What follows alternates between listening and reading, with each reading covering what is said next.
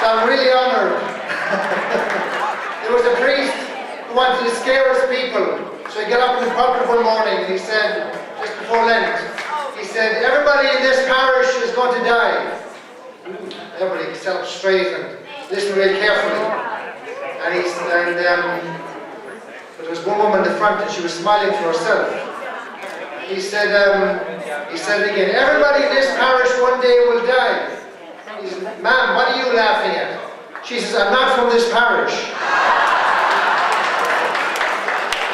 But I know you're all waiting to hear this wonderful friend of St. Michael's, Tim Conway, this wonderful comedian, an icon of American life.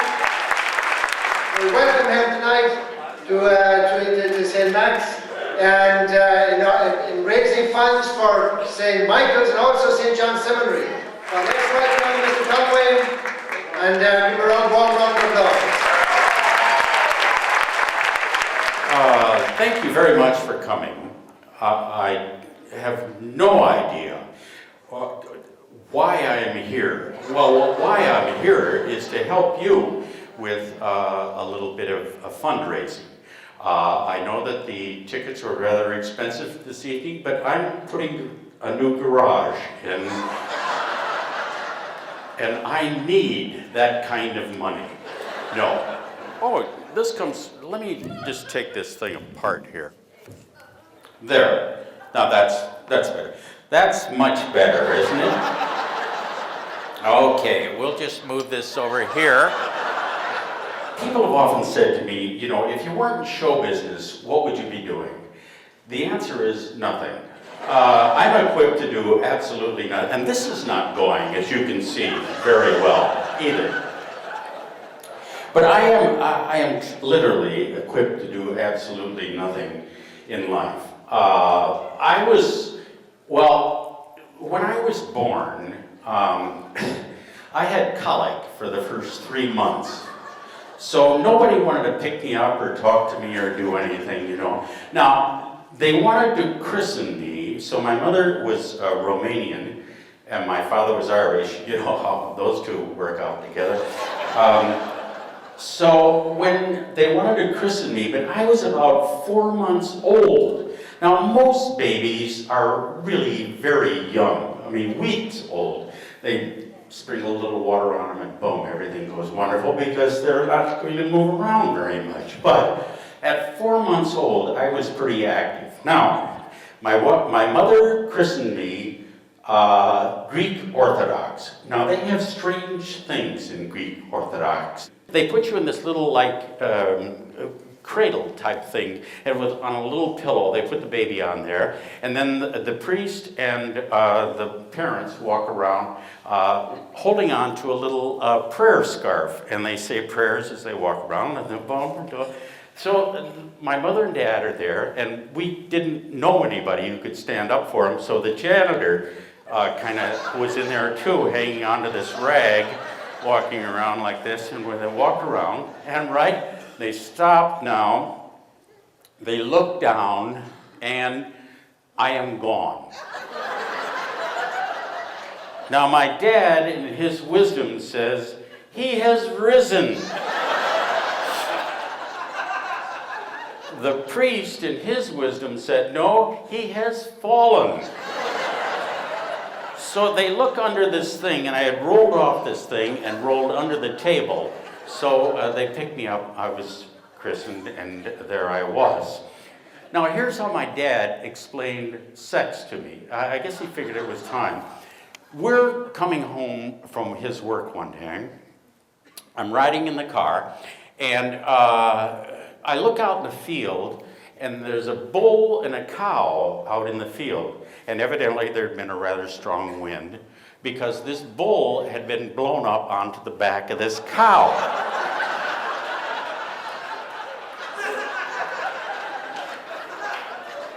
And I think the cow saw the humor in that because she had kind of a smile on her face, right? So I said to my dad, what are they doing?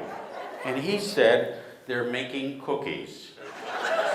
Nice little, explanation there, right? Now, this was okay for a while until I started dating in high school, right? So a girl called up one day and she said, "Would you like to come over and make some brownies?" I said, "Geez, I'd love to, but I don't think it's windy enough." So I went to work in Cleveland with a guy, Ernie Anderson. This guy, Ernie Anderson, made such a name for himself in Cleveland, Ernie, and he became a very good friend of mine. We did a lot of silly stuff on television, and Rosemary from the Dick Van Dyke Show happened to be coming through Cleveland to promote the Dick Van Dyke Show. So she came to our station to do a promo for us for the Dick Van Dyke Show. And I said, "Do you want to see something?" She said, "What do you do here?" And I said, "Let me show you some of it." And I showed her some of the stuff that Ernie and I were doing in the morning. And she said, that's really very funny. Why don't I take this to Steve Allen and show him, because he does this kind of stuff with crazy people like this. So I said, "Okay, well, fine, So she takes it, shows it to Steve. Steve says, "Hey, this is okay." So they said, "Bring this kid out for 3 shows." So they bring me out to Hollywood for the Steve Allen show. I do the 3 shows, and then I go back to Cleveland. And a guy calls me up from McHale's Navy, and he said, "We're doing this thing, McHale's Navy, and we're looking for an ensign to play this dumb ensign thing in McHale's Navy." And they said, "We'd like to offer you that. Do you want to come out here and do that?" And I said, "No." He said, "What do you mean, no?" I said, "No, I'm screwing around with this show in Cleveland, and it stinks, but it's such fun to have people call up and chastise us for putting this thing on." So I said, "You gotta be crazy." So now the station manager gets a hold of this at Channel 8, and he says, "Okay, you're fired. I'm gonna fire you because I want you to go out there and do this thing on McHale's Navy." So if he had not fired me, I wouldn't be here tonight. But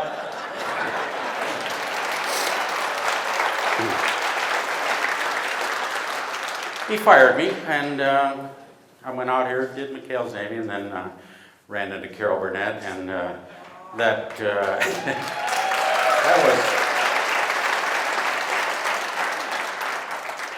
that was the most marvelous 11 years I ever spent. Anything at all that you wanted to do, Carol was always willing. She was the most generous star I have ever met. I mean, if something was funny in the reading, most stars would say, "I'll be doing that." But Carol was always one to say, "No, that's funny, just go ahead and do it." And we came up with such brilliant things. And Carol was the kind of person who, there are few times in life where you need to say the funniest thing you've ever said in your life. And Carol always had that ability to pick on something. She was doing a sketch one time, and she was standing in front of a picket fence, and there was a horse here, and there was a farmer scene or something, and she was singing in front of this fence, and over here was a horse. Now, while she is talking and singing here, this horse decides that it is time to relieve himself. So he starts to relieve himself, and a guy comes out with a cowboy hat on, and he has a pail, and he's catching it. Now, Carol has no idea what's going on behind her. She's just singing away, and the audience is falling down because this horse is peeing into this bucket behind her. She has no idea that he's doing this. So, so she's going, "What?"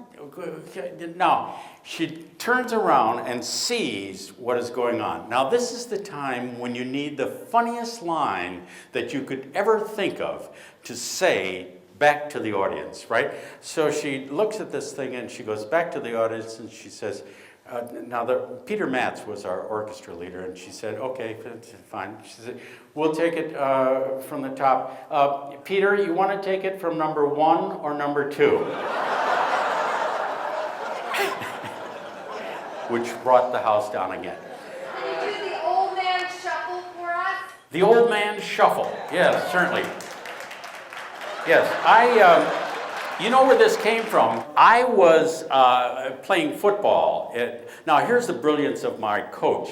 I weighed 98 pounds, and he made me a guard in football. So a guy ran into my back and cracked a vertebrae. Didn't break it, but just cracked it and kind of readjusted my entire back. So this is how I walked. And people go, God, that's funny. And so I kind of kept that walk. Why don't we get together every weekend and do this again, you know? Good night, everybody, and thank you.